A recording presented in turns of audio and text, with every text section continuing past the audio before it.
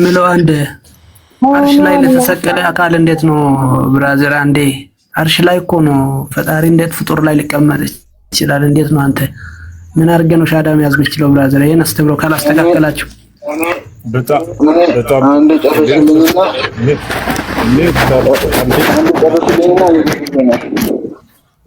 እሺ፣ ችግር የለውም። እሺ፣ እግዚአብሔር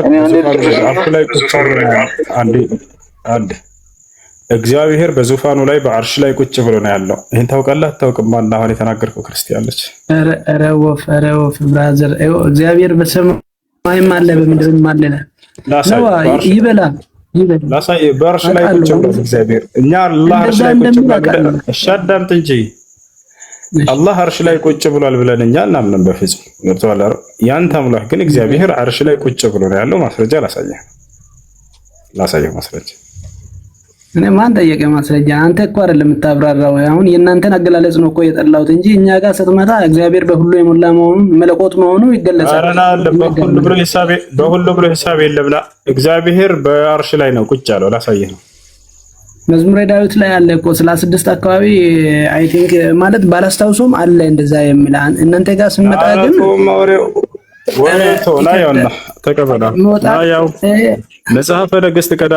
መጽሐፈ ነገሥት ቀዳማዊ ምዕራፍ 22 ቁጥር 19 ላይ ምን ይላል? ሚክያስም አለ እግዚአብሔር ምን እንግዲህ የእግዚአብሔርን ቃል ስማ። እግዚአብሔር የት ተቀምጦ ይላል?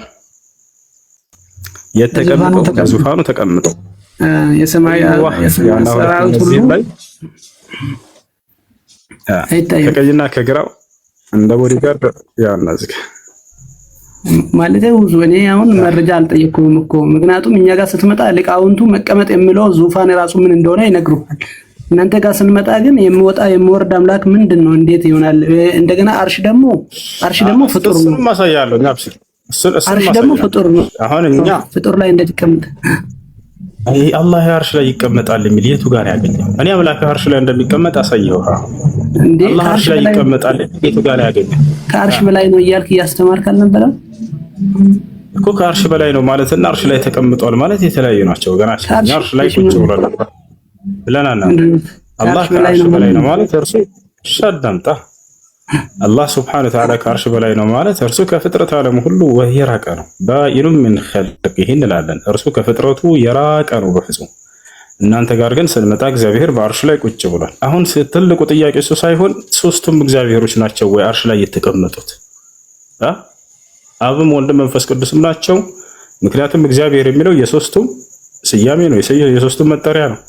ስለዚህ አብ ወልድ መንፈስ ቅዱስ እነሱ ናቸው ደል ብለው አርሽ ላይ የተቀመጡት ወይንስ አንዱ ብቻ ነው እዛ የተቀመጠው?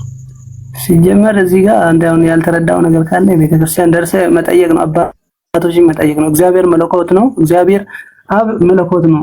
ወልድ ደግሞ ያው ልጁ ነው፣ ከሱ የሚወጣው ልጅ ነው። መንፈስ ቅዱስ ደግሞ ህይወት ነው። ስለዚህ ይሄ ነገር የምስጢረ ሥላሴ ላይ የምታገኘው ነገር ነው። ግን እናንተ ጋር ስንመጣ አይ ከሌሊቱ 3 አንደኛ የሚወጣ የሚወርድ እንዴት ነው? ከፍጡር ጋራ የሆነ የሚመሳሰል ነገር አለው። ብቻ ይሄን አስተምረው በደንብ አስተካክል። ከዛ በኋላ እስቲ ያውቁት ላይ እንማራለን። በቃ እሱንም ልመልስ። ስለዚህ አምላክ የሚወርድ ከሆነ ከሰማይ ወደ ምድር ይሄ ፍጡር ነው አይደል? በጣም ጥሩ። ያውን አውሰድ። እግዚአብሔር ወደ ምድር ህንፃና ግንብ ለመጎብኘት ይወርድልሃል። ያው ኦሪት ዘፍጥረት ምዕራፍ 11 ቁጥር 5 እግዚአብሔርም የአዳም ልጆች የሰሩትን ከተማና ግንብ ለማየት ወረደ። ያሰላ እዚያ ሆኖ ማየት አይችልም እንዴ? ግንብና ህንፃ ለማየት ይወርዳል አምላክ በጌታ ስም። አንተ አይደለም እኮ የምትፈስረው የመጽሐፍ ቅዱስ ነው። ያው ቃል በቃል ይወርዳል ከሰማይ ህንፃ ለማየት ግንብ ለማየት ይወርዳል አለ እግራለው እጃለው የሚል አለ። ይሄ ማለት እንደናንተ አይደለም። እናንተ ጋር ግን ስንመጣ የፍጥሩን ባህሪ የሚያሳይ ነው። እኛ ጋር ስንመጣ እናንተ ምናምን የሚለውን እኔ ጋር ማስረጃ ስጠይቅ ማውጣት አትችልም። አሁን ያንተን ተቀበል። ያው እግዚአብሔር አንድ አምላክ ይወርዳል ከተባለ ፍጡር ነው አይደለ? ስለዚህ እግዚአብሔር ፍጡር ነው ማለት ነው። ምክንያቱም ይወርዳል እግዚአብሔር ይላል መጽሐፍ። ስለዚህ እግዚአብሔር ፍጡር ነው። አልካድኩኝም። እንዳንተ ገለጻ አይደለም። እኛ ጋር ፍጡር አይደለም ፈጣሪ ነው። እኔ ገለጽኩኝ። አዳምጥ እንጂ እግዚአብሔር ይወርዳል ይላል አይደለ መጽሐፉ? እግዚአብሔር ይወርዳል አይደለ? ስለዚህ ይወርዳል ስለምን እንዳንተ አይደለም አገላለጹ። አሁን አሁን እንዳንተ ሳይሆን ምን እንዴት ነው የሚወርደው? እሺ ንገረን፣ እንዴት ነው የሚወርደው እግዚአብሔር? እኛ ጋር ስትመጣ እግዚአብሔር በሁሉ ያለ ነው። በሁሉ በምድርም በሰማይም ያለ ነው። መለኮት ነው። አይወጣም፣ ይወጣል፣ ይወርድማል የሚባል ነገር የለም። ይሄ ማለት አንተ የምትለው ደግሞ ከመጽሐፍ ቅዱስ ጥቅስ እያወጣል። ጥቅሱ ስህተት አይደለም እኮ ግን ያንተ እግዚአብሔር ሻዳምጥ እንጂ ረጋ በል። እግዚአብሔር ይወርዳል ይላል አይደል መጽሐፉ? ይላል ነው። በጣም ጥሩ። ወዴት ነው የሚወርደው ይላል? መለኮት መሆኑን ደግሞ ይነግረናል። ወዴት ነው የሚወርደው ይላል መጽሐፉ? ወደ ምድር ነው የሚለው እንጃ። ቅድም እንዳሳይ ይሆነ ለምንድን ነው የሚወርደው? ግንብና ህንጻ ከተማዎችን ለማየት አይደል? ረውሱ ቶ አባቶችን ጠይቅ። እግዚአብሔር በሁሉ የሞላ ነው ያልከው አሁን? እሺ አዎ እንደዛ ይላል። እሺ እግዚአብሔር በሁሉ ቦታ አለ። ባለፈው ራሴ ከእፎይ ጋር ስትከራከር ይሄን ጥቅስ ላነሳም እንደ ሲኦል በወርዳ አንተ በዛ አለ፣ ሰማይ ወጣ አንተ በዛ አለ። ወላሂ ያ ልጅ ከነዚህ የተሻለ እውቀት የለውም ስላችሁ ነበር። ታስታውሳላችሁ? እንዳለ እነዚህን ጥያቄዎች እያነሳ ሲናገር አላህ ይወርዳል እያለ ሲናገር ያውና እግዚአብሔር ይወርዳል፣ አላህ ከአርሽ በላይ ነው እያለ ሲናገር ያውና እግዚአብሔር ከአርሽ በላይ ነው፣ አላህ እጅ አለው ሲል ያውና እግዚአብሔር እጆች አሉት፣ አላህ ጣት አለው ሲል ያውና እግዚአብሔር ጣቶች አሉት። አንተ ልጅ ምንም መጽሐፍህን እንደማታውቅ ነውና የተረዳሁት። ብታውቅ እነዚህን አትጠይቃቸውም ነበር ብዬ መጨረሻ ላይ እንደሱ ብዬው ነው። እሺ ይሄ ልክ ከነዚህ የተለየ አይደለም። ገብታችኋል አይደል? እነዚህም ልክ አዲስ ነገር እንዳገኙ አላህ ይወርዳል፣ አላህ እንትን አለው፣ ወደ ከአርሽ በላይ ነው። እሺ ያ መጽሐፍህ ላይ አለ። ለዚህ ከባዱ እንደም ይሄ ነው። ሶስቶቹም ናቸው ወይ የሚወርዱት? እንኳን እግዚአብሔር ከተባለ ሶስቱም ነው ከዛ የሚወርደው የሚወጣው። ልክ እንደው በዙፋን ላይ ያሉት ሶስቱም ናቸው ወይንስ አይደለም? እሱ እፎይ ንጉሴ ነው። እሱ መነጽሬን ሁሉ አስገልብጦ አልቆ የምትገባበት ሁሉ ጠፍቶ አላየንም። አሰለምኩልህ እንጂ ከዚያ በኋላ ቁጭ ብላችሁ ስትከታተሉ ነበር። በቲክቶክ ዓለም ላይ ተካሂዶ የማያውቅ እንትን እኮ ነው የሆነባቸው። ከዚህ በፊትም ሆኖ አያውቅም፣ ወደፊት የሚሆንም አይመስለኝም። በዚያ በውይይት ብቻ ያ ሁሉ ሰው ሰለመባቸው። ከዛ የበለጠ ውርደት አለ እንዴ? ከዛ ለማጽናናት እሱ ምን አደረጉ? የፎቶ ማዕት አንስተው ሄደዋል። እኔ መነጽሬን ለምን እንደምገለብጥ ከሙስሊሞች በላይ ክርስቲያኖች ያውቃሉ። ከእናንተ የተለየ ሆኖ ስላላየሁት ነው። ምንም ለተጠየቀው እየመለሰ ስላልሆነ ገለበኩበት። ይሄን ታሪክ እንዳትረሱት። በየትኛውም ውይይት ላይ እንጃ በኢትዮጵያ ላይ ውይይት ተደርጎ ከ30 ሰው በላይ የሰለመበት ትልቁ ክስረት ያመጣባቸው ሰው በታሪክ ይሄ ሰውዬ ነው። ገብታችኋል አይደል? ግን በዛው ሞራሉ ተሸምድዶ በቃ እንዳይጠፋባቸው አጽናኑት። መተው ፖለቲከኞች ሁሉ መጥቶ እነ ዘመድኩን በቀለ ምናምን እንደገና እነ ዮኒ ማኛ ምናምን ገብቶ አብሽር አንተ ነህ ጎበዝ መነጽርህ ገልብጠሃል ብለው ጎበዝ አለ። በዛ የልብ ሰጡት። በዛው በቃ ጠንክሮ ቀረ። ከዚያ ምክንያቱም ያሉ ሰዎች እንደላ ሰለሙባቸው። ገብታችኋል? ያ ነው። አይ ኡስታዝ እሺ የሰማ ነው። ቀጥሉ። ጥያቄ ያለው ሰው አለ? እኔ ነኝ። አሁን እንዴት ነው የምሰግደው? ስለ ሶላት አሰጋገድ የሚያስተምሩ አድሚኖች አሉ። በውስጥ አናግሩትና ስለ ሶላት የሚማሩበትን ግሩፕ እንትን ብሎ አስገብትና ሶላት ትማራለህ፣ ሶላትን ትጀምራለህ። ያስተምራል። በጣም ቀላል። እሺ ዱረት ወይ ልጁ ላይ ካልማራ አስገቡት። ልጁ አለ። የቱ ጋር ነው ያለው? አዎ አንድ ቁጥር ይንካን ነው አንዱ ነው። እሺ አንድ ቁጥር ይጻፍና አስገቡት። ሌላ ሰው እንዳይጽፍ፣ ልጁ ብቻ ይጻፍ።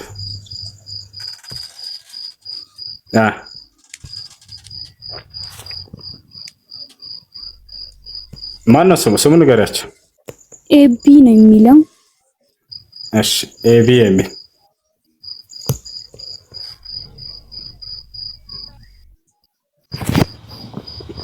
አለይኩም ሰላም ወራህመቱላሂ ወበረካቱ።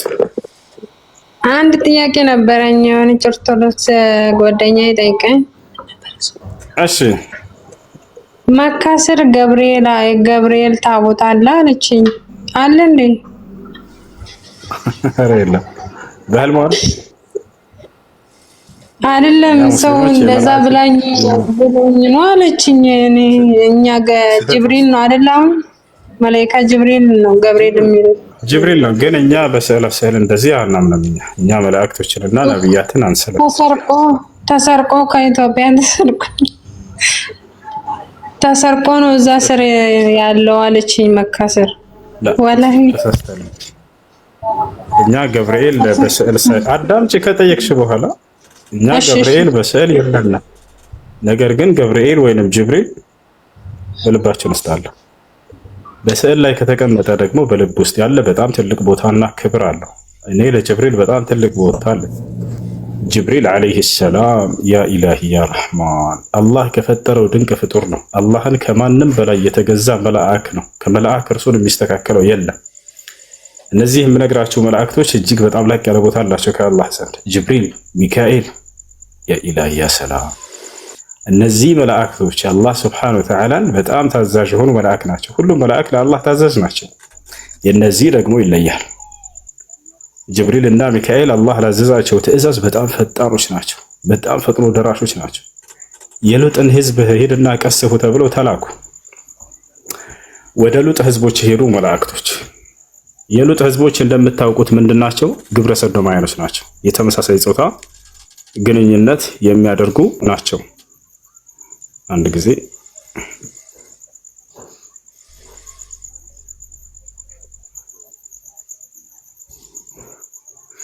እሺ፣ የተመሳሳይ ጾታ ግንኙነት የሚያደርጉ ሰዎች ነበሩ እና እነዚህን ሰዎች ሉጥ አለይሂ ሰላምን አላህ ላከላቸው። ይሰማል አይደል? ላይ ቆራረጠ ይሰማቸዋል። ተቆራርጦ ነበር ግን መልካም ከተሰማ አዳም። እንግዲህ የሉጥ ህዝቦች ግብረ ሰዶማውያኖች ናቸው። ለመጀመሪያ ጊዜ በምድር ላይ ግብረ ሰዶምን የጀመሩት እነሱ ናቸው። አላህ ይህን በቁርአን ላይ ሲናገር ኢነኩም ለተእቱነ الرجال شهوة من دون النساء يعني ما سبقكم بها من أحد من العالمين ይላቸዋል። በዚህ በጸያፊ ስራ ከዓለማት ማንም የቀደማችሁ የለም ብሎ ተናግሯቸዋል። እነዚህ ሰዎች በዚህ ሁኔታ ላይ ናቸው። መቼ ነበሩ ከተባለ በኢብራሂም አለይሂ ሰላም ዘመን ነበሩ። በአብርሃም ጊዜ ነበሩ።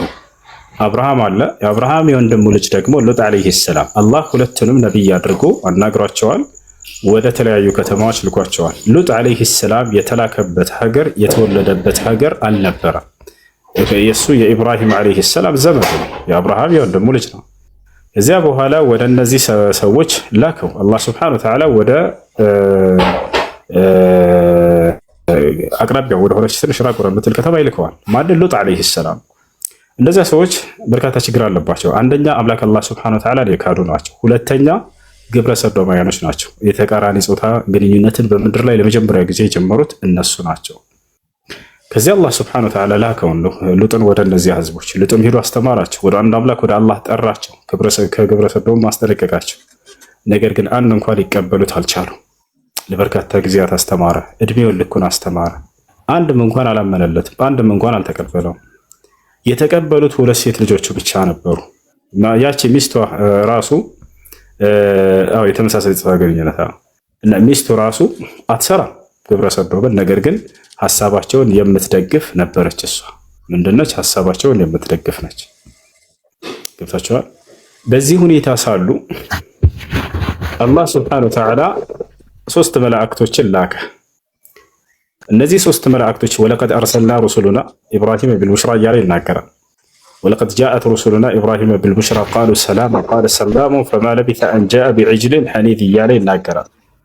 ወደ ኢብራሂም ዓለይሂ ሰላም ጋር አላህ ሱብሓነሁ ወተዓላ ሶስቱን መላእክቶች ላካቸው። አላህ ምን አለ? መልእክተኞቼን ነው የላኳቸው አለ። እነዚያ ሶስቱ መላእክ ማን ይባላሉ? ገብርኤል አለ፣ ሚካኤልና ኢስራፊል አለ ወይንም ኡራኤል። እነዚህ ሶስቱ ታላላቅ መላእክቶች ተላኩ።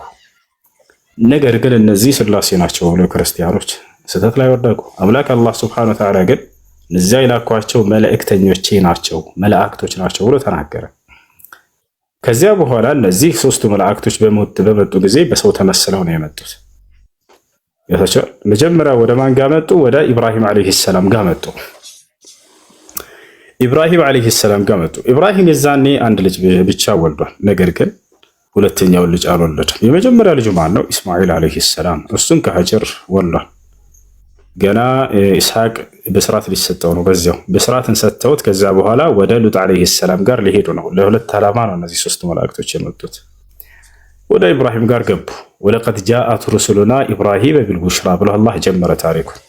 በእርግጥም ወደ ኢብራሂም ጋር እነዚያ መልእክተኞቼ ብስራትን ይዘውለት ሄዱ አለ። ከማን ነው ብስራቱ? ከአላህ ዘንድ። ቃሉ ሰላማ፣ ሰላም በአንተ ላይ ይስፈን አሉት። ቃለ ሰላም፣ ሰላም በእናንተም ላይ ይስፈን አላቸው። ያች መላእክቶች ሰላሙ አለይኩም ነበር ሰላምታቸው። ወደ ነቢያት ጋር ሲመጡ ጊዜ እነርሱም ወአለይኩም ሰላም ብለው ይመልሱላቸው ነበር። አላህ ታዲያ ወዲያው ምን አለ? ፈማ ለቢሰ አን ጃአ ቢዕጅሊን ሐኒስ፣ የተጠበሰ የወይፈን ስጋን ይዞ ከመምጣት ምንም አልቆየም አለ። ኢብራሂምን ተመልከቱ እንግዳ እንዴት እንደሚቀበል። መላእክቶች መሆናቸውን አላወቀም። ጫስ በሰው ተገልጠው መጥተዋል። መላእክቶች ወደ ሰው የመቀየር አቅም አላህ ሰጥቷቸዋል። በሰው ተቀይረው መጡ። ሰላም በአንተ ላይ ይስፈን አሉት። ሰላም በእናንተም ላይ ይስፈን አላቸውና ምግብ ትፈልጋላችሁ? ምግብ ላምጣላችሁ? ምናምን አላለም አይባልም። እንግዳ እንዴት እንደሚቀበል አንድ ሙስሊም ተመልከቱ። ከኢብራሂም ወሰዱ። በሚመጣ ጊዜ ሰው ቤታቸው እንዳው በልተሃል ወይ? ምን ላቅርብልህ? እንዳው ትንሽ ቀመስ ታደርጋለህ አይባልም። ታዲያስ ቀጥታ አቅርብለት። ከበላ ይብላ፣ ካልበላ እንዳው ለምን አትበላም ብለህ ከዚያ በኋላ ትጠይቀዋለህ። እንዳው ኢብራሂም ምን አደረገ? ቀጥታ ዘወር አለና እጅግ በጣም ጠቦት የሆነውን ወይፈን ያረጀም አይደለም ሕፃንም አይደለም መካከል ላይ ያለውን አረደና ጠብሶ አመጣላቸው። ፈቀረበሁ ኢለይሂም ይላል አላህ፣ ወደ እነሱም አቀረበላቸው አለ። ቃለ አላ ተእኩሉን፣ አትበሉም? ምን አላቸው? ከዚያ በኋላ እንደማይበሉ ባየ ጊዜ ፈአውጀሰ ሚንሁም ኺፋ አለ፣ ከእነርሱም በልቡ ውስጥ ፍራቻ አሳደረ አለ። መላእክቶች አይበሉም እንደ እስልምና በሰው ቢገለጡም እንኳን ገብቷቸዋል። የሚበሉ አይደሉም እነሱ፣ የሚራቡም የሚጠቡም አይደሉም። አላህ ድንቅ አድርጎ የፈጠራቸው ፍጥሮች ናቸው። ዝም ብለው በህይወታቸውን ሙሉ አላህን በመገዛትና በማውሳት የሚኖሩ ናቸው። ያ ነው ምግባቸው ለነሱ፣ ያ ነው መጠጣቸው፣ ውሃቸው፣ ምግባቸው። ገብቷቸዋል። አላህ ስብሐነሁ ወተዓላ እንዳይበሉ አድርጎ ፍጥረትን መፍጠር ይችላል። ህይወት አላቸው ግን እንዳይበሉ ያደርጋቸዋል። እንዲራቡ እንዲጠሙም አያደርግም። ሁልጊዜ ስራቸውም አላህን መገዛት ነው። يسبحون الليل والنهار لا يفترون ይላል አላህ። ቀንም ሌትም ምን ይላል? አላህን ይገዛሉ አያርፉም ይላል። አይደክማቸውም። አንዴ እንተኛ አብራው አይተኙም። እንደ አጠቃላይ ካቀረበላቸው በኋላ ፈአውጀሰ ሚንሁም ኺፋ፣ ፍራቻን አሳደረ። እንግዲህ አንድ ሰው ምግብ አቅርበህለት አልበላም ካለ ቃሉ ላ ተኸፍ ኢና ኡርሲልና ኢላ ቀውሚ ሉጥ፣ አትፍራ አብሽር አሉት። በሱረቱል ሁድ ላይ ያለው ላይ ፈለማ ረአ አይዲየሁም ላ ተሲሉ ኢለይሂ ነኪረሁም ወአውጀሰ ሚንሁም ኺፋ ቃሉ ላ ተኸፍ ኢና ኡርሲልና ኢላ ቀውሚ ሉጥ፣ አትፍራ አብሽር እኛ ወደ ሉጥ ህዝቦች ተልከና አሉት። ከዚያ ብስራትን ነገሩት። ልጅንም ትወልዳለህ ኢስሐቅን ብለው አበሰሩት። ወበሸርናሁ በኢስሐቅ ነቢይን ሚነ ሷሊሒን፣ በኢስሐቅም አበሰሩት ከነቢያቶች